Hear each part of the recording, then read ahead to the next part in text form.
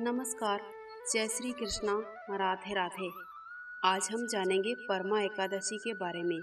जानेंगे इसकी कथा क्या है।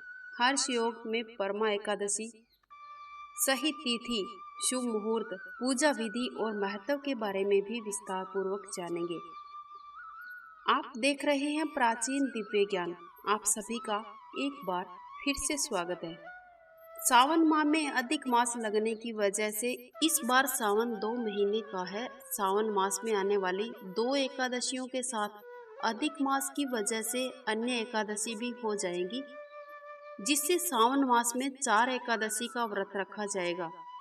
12 अगस्त को अधिक मास की परमा एकादशी का व्रत भी रखा जाएगा, जिसका व्रत करने से सुख समृद्धि और ऐश्वर्य की प्राप्ति होती है। 12 अगस्त दिन शनिवार को परमा एकादशी का व्रत रखा जाएगा। अधिक मास या पुरुषोत्तम मास के कृष्ण पक्ष को आने वाली एकादशी तिथि को परमा एकादशी के नाम से जाना जाता है। परमा एकादशी को कमला एकादशी और पुरुषोत्तमी एकादशी के नाम से भी जाना जाता है। इस एकादशी पर हर्ष नामक शुभ योग भी बन रहा है, जिससे परमा एकादशी का महत्व और भी बढ़ गया है। परमा एकादशी का व्रत रखना बहुत ही अच्छा माना जाता है, क्योंकि यह एकादशी हर साल नहीं बल्कि पूरे 3 साल में एक बार आती है। मान्यता है कि इस दिन भगवान विष्णु जी की विधि विधान से पूजा करनी चाहिए, जिससे सभी मनोकामनाओं की पूर्ति होती है, दुर्लभ सिद्धियों की प्राप्ति होती है। परमा एकादशी के महत्व के बारे में भी अब हम जान लेते हैं। अधिक मास में पड़ने वाली परमा एकादशी का विशेष महत्व है, क्योंकि ये 3 साल में एक बार आती है। इस तिथि पर भगवान विष्णु जी की पूजा अर्चना करके खुश किया जाता है। ऐसा करने वाले व्यक्ति को बैकुंठ धाम की प्राप्ति होती है। इस एकादशी को दुर्लभ सिद्धियों की दाता भी कहा गया है, इसलिए इसे परमा एकादशी कहा जाता है। शास्त्रों में इस तिथि का व्रत करना बहुत ही उत्तम माना गया है। इस कथा को सुनने मात्र से ही 100 यज्ञों के बराबर पुण्य फल की प्राप्ति होती है। परमा एकादशी पूजा मुहूर्त क्या रहेगा, इसके बारे में अब हम जान लेते हैं। परमा एकादशी व्रत 12 अगस्त दिन शनिवार को रखा जाएगा। एकादशी तिथि का प्रारंभ 11 अगस्त सुबह 7:36 से शुरू होगा, जो 12 अगस्त को सुबह 8:03 तक का रहेगा। 12 अगस्त सुबह 7:28 से लेकर सुबह 10:50 तक पूजा का शुभ मुहूर्त रहने वाला है। इसके पारण का समय 12 अगस्त को सुबह 8:50 से पहले तक का रहेगा। परमा एकादशी का व्रत 12 अगस्त दिन शनिवार को रखा जाएगा, जबकि द्वादशी तिथि 12 अगस्त को सुबह 8:03 से 13 अगस्त सुबह 8:50 तक की रहेगी। यानी 13 अगस्त को द्वादशी तिथि मनाई जाएगी।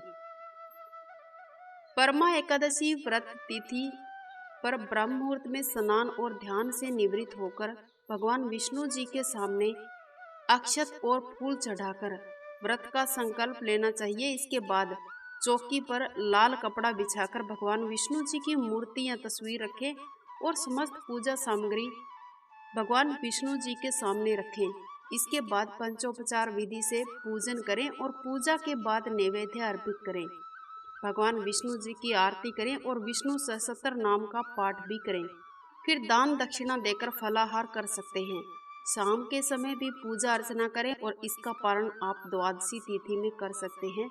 इसके साथ साथ आप भगवान विष्णु जी के मंत्रों का जाप भी करें, ताकि आपको पूजा का पूर्ण फल मिल सके। अब हम सुनते हैं परमा एकादशी व्रत की कथा। अर्जुन ने कहा, हे कमल नयन, आपने शुक्ल पक्ष की एकादशी का विस्तार पूर्वक वर्णन कर मुझे सुनाया है, अतः आप कृपा करके मुझे अधिक मास के कृष्ण पक्ष की एकादशी का नाम क्या है, इसमें किस देवता का पूजन किया जाता है और इस व्रत को करने से कौन से फलों की प्राप्ति होती है और इसकी विधि क्या है, इसके बारे में आप विस्तार पूर्वक मुझे बताइए। तब श्री हरि बोले, हे अर्जुन, अधिक मास के कृष्ण पक्ष में जो एकादशी आती है वो परमा एकादशी कहलाती है। वैसे तो प्रत्येक वर्ष में 24 एकादशियां होती है, लेकिन अधिक मास या मल मास को जोड़कर देखा जाए तो वर्ष में 26 एकादशियां होती है। अधिक मास में 2 एकादशी होती है, जो कि शुक्ल पक्ष की पद्मिनी एकादशी के नाम से जानी जाती है और कृष्ण पक्ष की एकादशी परमा एकादशी के नाम से जानी जाती है। इस व्रत को करने से सभी पाप कर्मों का नाश हो जाता है और मनुष्य को इस लोक में सुख और परलोक में सद्गति की प्राप्ति होती है। इसका व्रत विधि पूर्वक करना चाहिए। भगवान विष्णु जी का धूप, दीप, नैवेद्य, पुष्प आदि से पूजन करना चाहिए। अब हम इसकी पावन कथा सुन लेते हैं। कौंपिल्य नगरी में सुमेधा नाम का एक धर्मात्मा ब्राह्मण रहा करता था। उसकी पत्नी अत्यंत पवित्र और पतिव्रता थी। किसी पूर्व पाप के कारण वो दंपति अत्यंत दरिद्रता का जीवन व्यतीत कर रहे थे। भिक्षा मांगने पर कोई भी उसे भिक्षा नहीं देता था। उस ब्राह्मण की पत्नी गरीबी में रहते हुए भी अपने पतिव्रता धर्म को निभा रही थी। आए हुए अतिथि को अन्न देकर स्वयं भूखी रह जाती थी और पति से कभी किसी भी वस्तु की मांग नहीं करती थी। दोनों पति पत्नी घोर निर्धनता का जीवन व्यतीत कर रहे थे। एक दिन ब्राह्मण अपनी पत्नी से बोला, हे प्रिय, जब मैं धनवानों से धन की याचना करता हूँ तो मुझे सब मना कर देते हैं। गृहस्थी धन के बिना नहीं चलती है, इसलिए यदि तुम्हारी सहमति हो तो मैं दूसरे देश जाकर कुछ काम करूं, क्योंकि विद्वानों ने कर्म की ही प्रशंसा की है।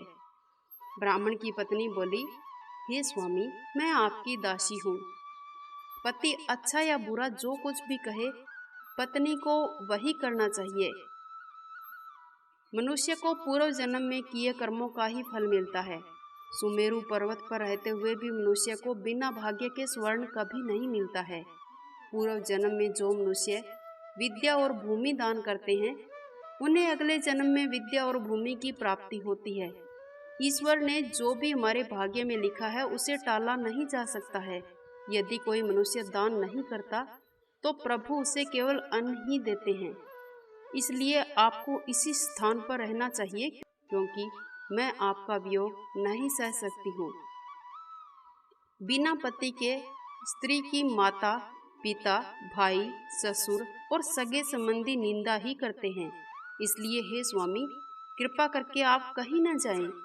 जो हमारे भाग्य में होगा हमें वो ही प्राप्त होगा। पत्नी की सलाह मानकर ब्राह्मण दूसरे देश नहीं गया। इस प्रकार से समय बीतता गया। एक बार कौंडिन्य ऋषि वहां आए। ऋषि को देखकर ब्राह्मण सुमेधा और उसकी पत्नी ने उन्हें प्रणाम किया और अपने घर लाकर सुंदर आसन बिछाया और भोजन करवाया। भोजन देने के बाद पतिव्रता ब्राह्मणी ने कहा, हे ऋषिवर, कृपा करके आप मुझे दरिद्रता का नाश करने की विधि बताइए। अच्छा हुआ आज आप आ ही गए हैं। मुझे पूर्ण विश्वास है कि अब हमारी दरिद्रता शीघ्र ही नष्ट हो जाएगी। अतः आप हमारी दरिद्रता नष्ट करने का कोई ऐसा उपाय बताएं जिससे हम सुखी जीवन जी सके। ब्राह्मणी की बात सुनकर कौंडिन्य ऋषि बोले, हे ब्राह्मणी, मल मास की कृष्ण पक्ष की परमा एकादशी के व्रत से सभी पाप कर्मों का नाश हो जाता है और दुखों का अंत होता है। जो भी मनुष्य इस व्रत को करता है वो धनवान हो जाता है। ये एकादशी धन और वैभव देने वाली है और पापों का नाश कर उत्तम गति भी प्रदान करने वाली मानी गई है। धनाधिपति कुबेर ने भी इस एकादशी व्रत का पालन किया था, जिससे प्रसन्न होकर भगवान भोलेनाथ ने उन्हें धनाध्यक्ष का पद प्रदान किया था। इस व्रत के प्रभाव से सत्यवादी राजा हरिश्चंद्र को पुत्र और पत्नी के साथ साथ राज्य की प्राप्ति भी हुई थी। इसके बाद कौंडिन्य ऋषि ने उन्हें एकादशी के व्रत का सारा विधान का सुनाया। ऋषि ने कहा, हे ब्राह्मणी, पंचरात्रि व्रत इससे भी ज्यादा उत्तम है। परमा एकादशी के दिन प्रातः काल नित्य कर्मों से निवृत्त होकर विधि पूर्वक पंचरात्रि व्रत आरंभ करना चाहिए। जो मनुष्य 5 दिन तक निर्जल व्रत करते हैं वे अपने माता पिता और पत्नी सहित स्वर्ग लोक को जाते हैं। जो मनुष्य 5 दिन तक संध्या का भोजन करते हैं वे स्वर्ग लोक को जाते हैं। जो मनुष्य स्नान करके 5 दिन ब्राह्मणों को भोजन कराते हैं वे समस्त संसार को भोजन कराने का फल पाते हैं। और जो मनुष्य इस व्रत में घोड़े का दान करते हैं उन्हें तीनों लोकों के दान का फल मिलता है। जो मनुष्य तिल का दान करते हैं वे तिल की संख्या के बराबर वर्षों तक विष्णु लोक में वास करते हैं। और जो मनुष्य घी का दान करते हैं वे सूर्य लोक को जाते हैं, और जो मनुष्य 5 दिन तक ब्रह्मचर्य पूर्वक रहते हैं वे देवांगनाओं के साथ स्वर्ग लोक को जाते हैं। हे ब्राह्मणी, तुम अपने पति के साथ इस व्रत को धारण करना, इससे तुम्हें अवश्य ही सिद्धि प्राप्त होगी और अंत में स्वर्ग लोक की प्राप्ति होगी। कौंडिन्य ऋषि के वचनानुसार ब्राह्मण और उसकी पत्नी ने परमा एकादशी का 5 दिन तक व्रत किया। व्रत पूर्ण होने पर ब्राह्मण की पत्नी ने एक राजकुमार को अपने यहाँ आते हुए देखा। राजकुमार ने ब्राह्मणी की प्रेरणा से एक उत्तम घर, जो कि सब वस्तुओं से परिपूर्ण था, उन्हें रहने के लिए दे दिया।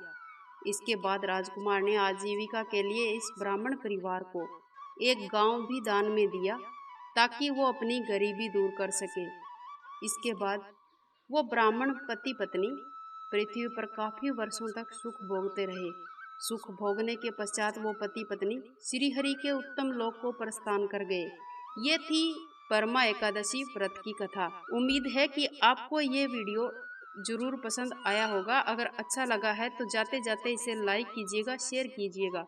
इसके साथ साथ हमारे चैनल को सब्सक्राइब नहीं किया है तो सब्सक्राइब करके बेल आइकन अवश्य प्रेस कर देना, ताकि आने वाले हर एक वीडियो का नोटिफिकेशन आपको सबसे पहले मिल सके। मिलते हैं नेक्स्ट वीडियो में। वंदे मातरम। जय श्री कृष्णा।